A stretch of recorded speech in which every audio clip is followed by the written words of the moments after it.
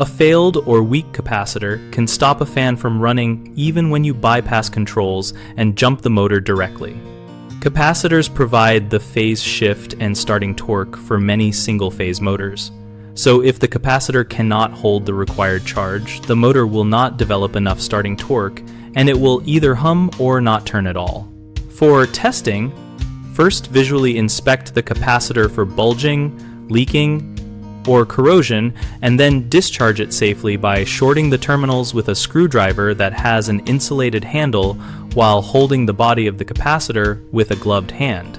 Use a handheld capacitance meter or a multimeter with a capacitance function and compare the reading to the rated microfarads printed on the can.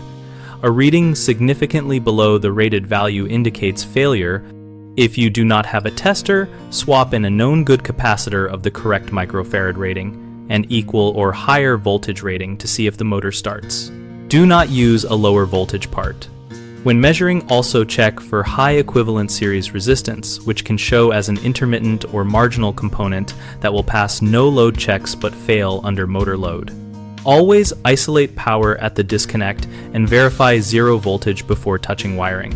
And if you are unsure, consult a qualified technician because capacitors can deliver a painful shock and motors can draw dangerous current.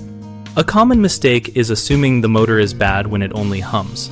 Test or swap the capacitor first because replacing the motor is more expensive and often unnecessary. Another frequent issue is using a capacitor with an incorrect microfarad rating that will produce weak start torque or overheating, so always match the printed microF value and voltage or use the exact recommended replacement. Some people forget to verify the run winding and start winding continuity and only check the capacitor.